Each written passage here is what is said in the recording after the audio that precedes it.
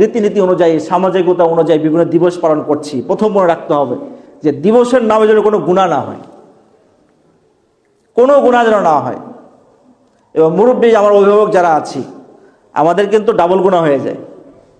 একটা হলো নিজে গুনাহ করার গুনাহ, আর একটা হলো আপনার ছত্র ছায়া অন্যরা গুনাহ করতেছে সেটার গুনাহ।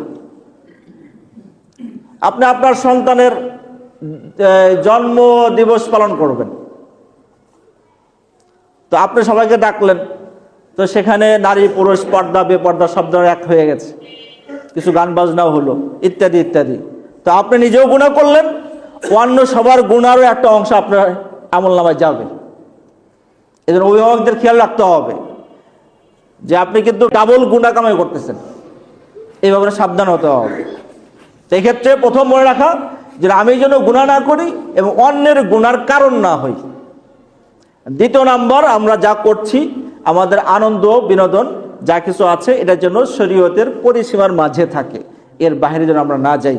আল্লাহ তাআলা আমাদেরকে তৌফিক দান করেন।